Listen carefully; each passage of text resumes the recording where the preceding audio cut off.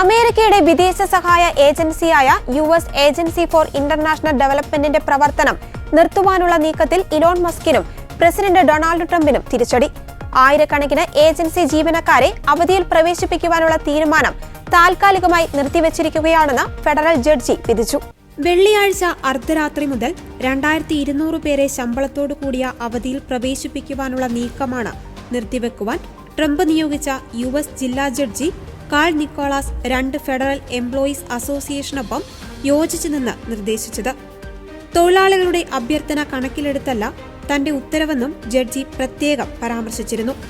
American foreign service association, American federation of government employees എന്നീ യൂണിയനുകളാണ് USAID അടച്ചുപൂട്ടുവാനുള്ള നീക്കത്തിനെതിരെ രംഗത്തെത്തിയത്. ഏജൻസിയിലെ 2 സുരക്ഷാ ഉദ്യോഗസ്ഥരെ ട്രംപ് ഭരണകൂടം അവധിയിൽ പ്രവേശിപ്പിച്ചിരിക്കുകയാണ്. കൂടുതൽ മാർഗനിർദ്ദേശങ്ങൾ വഴിയെ നൽകാമെന്നാണ് അറിയിച്ചത്. USAIDയുടെ പ്രവർത്തനങ്ങൾ ഫലപ്രദമല്ലെന്നും US താൽപര്യങ്ങൾക്ക് വിരുദ്ധമാണെന്നാണ് ട്രംപ് വാദിക്കുന്നത്. കോവിഡ് മഹാമാരിയിലേക്ക് നയിച്ച പ്രൊജക്ടുകൾ ഉൾപ്പെടെയുള്ള ബയോവെപ്പൺ ഗവേഷണത്തിന് USAID ധനസഹായം നൽകിയെന്നായിരുന്നു ആരോപണം. ഏജൻസിയെ ക്രിമിനൽ സംഘടന എന്നും വിളിച്ചിരുന്നു. അതിനിടയിൽ അമേരിക്കയിൽ പ്ലാസ്റ്റിക് ഉപയോഗം പ്രോത്സാഹിപ്പിക്കുമെന്ന് പ്രസിഡന്റ് ഡൊണാൾഡ് ട്രംപ് അറിയിച്ചു.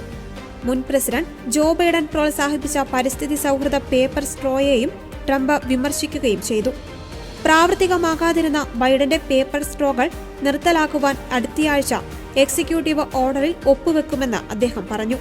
പ്ലാസ്റ്റിക് തിരിച്ചു വരണമെന്നും ട്രംപ് സമൂഹ മാധ്യമങ്ങളിൽ പങ്കുവച്ചു.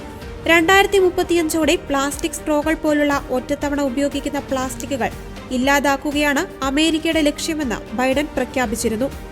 രണ്ടാമത് അധികാരത്തിലേറിയതിന് പിന്നാലെ പാരീസ് ഉടമ്പടിയിൽ നിന്ന് പിന്മാറിയ ട്രംപിന്റെ പാരിസ്ഥിതിക വിഷയങ്ങളിലെ പുതിയ നീക്കമാണിത്. നേരത്തെ 2020 തെരഞ്ഞെടുപ്പ് പ്രചാരണത്തിനിടെ പേപ്പർ സ്ട്രോകൾക്കെതിരെ ട്രംപ് സംസാരിച്ചിരുന്നു.